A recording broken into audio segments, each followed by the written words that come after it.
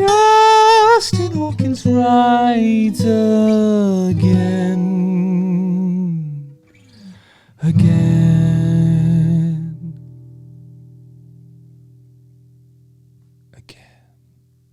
Good day to you. It is I, Justin Hawkins. This is Justin Hawkins Rides Again, my YouTube channel.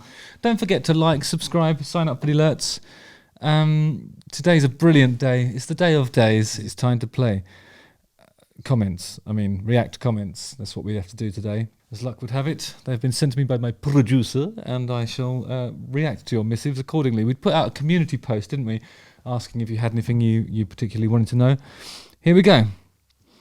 Philip Karowski says, how did you learn to sing? Did you take any lessons?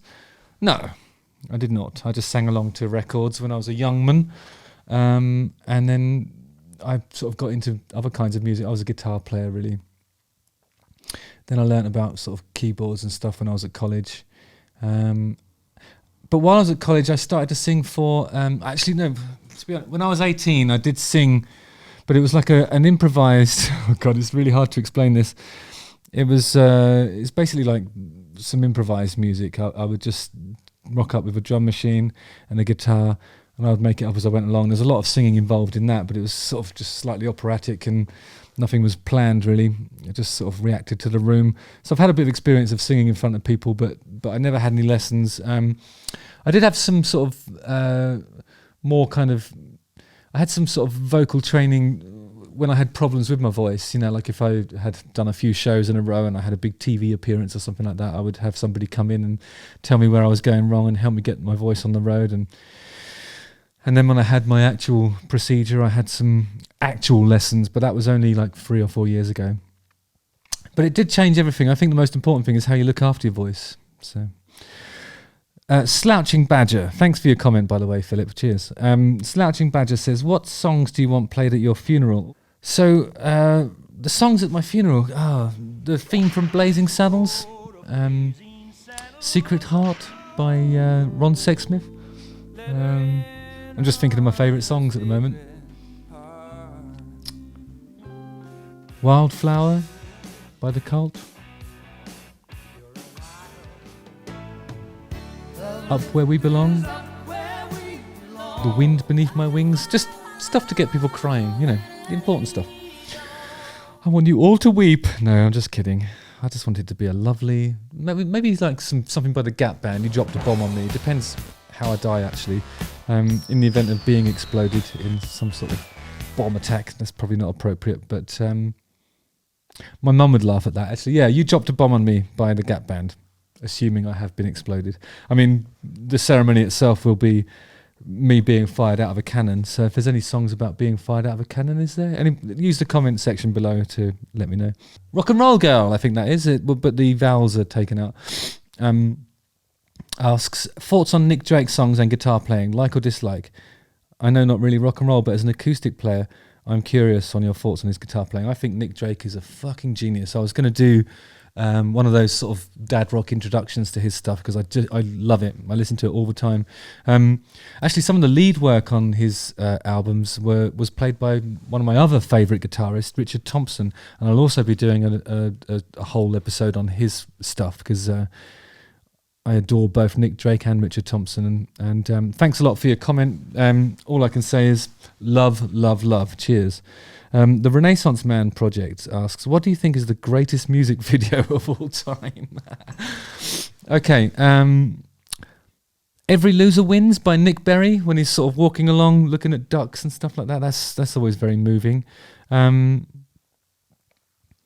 think there's something really great about David Hasselhoff's Looking for Freedom video, because a lot of it sort of cuts away to Kit, Night Industries 2000, the car, driving through boxes.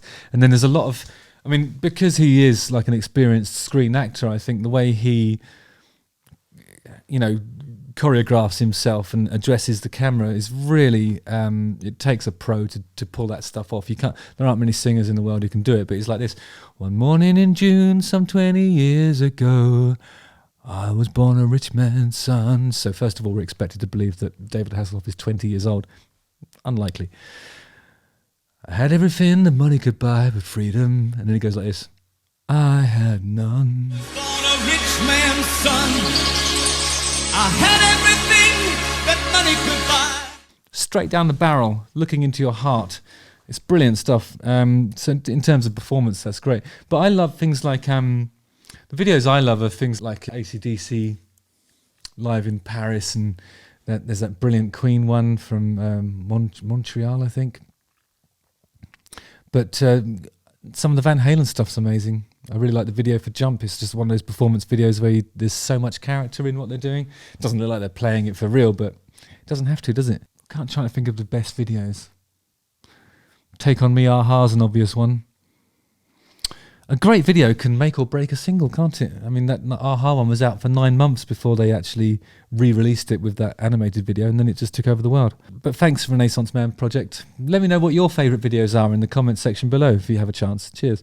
Slarty Bart Fast says, if you could be a guitar string, which one would you be and why? Thank you for your time.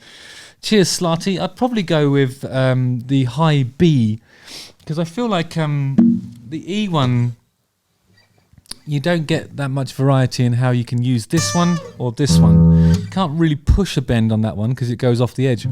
See? And pull here. Same thing happens.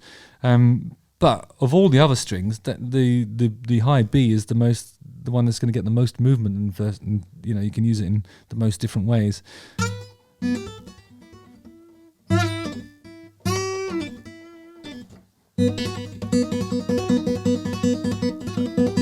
It's thin enough to be able to do all that stuff, and you can really get some sauce out of it. The G one on a Les Paul tends to go out of tune. It's just the way they're designed. Nothing can be done to stop that. Well, there is actually a very clever way of tuning a guitar that avoids that, but you know, that's not really my department. So I would go for the high B. Thanks for your question. David Addison says, is 3 minutes 15 seconds the perfect length for a song? Yeah, that's pretty close to perfect, I think. I would say it depends how much of it is solo, really. So sometimes I like an even shorter song. I think like a 2 minutes 15. That always feels good because then it bears repeating, doesn't it? There's some theories going around that you know, a song that's too predictable is the song that's too predictable is not satisfying because there's nothing surprising in it. But I think that a short song like that, you listen to it again and again and again, and within half an hour you know it off by heart. You know it back to front. There's nothing surprising in it, but it still satisfies in that weird little way. Or maybe because it's 2.5 minutes long or 2 minutes 15. You just have that thing where, you know, you can never get enough of something that almost works, that addiction expression, you know. But I think if something's short, it doesn't quite satisfy, so you've got to listen to it again and again, and it always makes you feel something. So I think the shorter the better, really. Nobody needs to hear... Well, there are exceptions to that. So, you know, if a long song has lots of different passages in it and it makes sense to do it, then... Oh, what am I saying, David? I don't know. There's no rules. Everyone just should have a song that's as long as they like.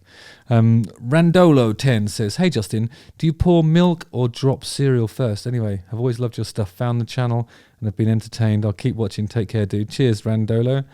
I think the cereal's got to go in first, and never use milk because that's not fair on the cows. You should always use water.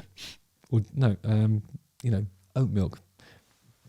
Almond milk, actually, on cereal. Delicious. A little bit bitter in coffee, but it's nice on a cereal. Justin Hawkins writes again. Thanks for all your comments. Lovely stuff. Again.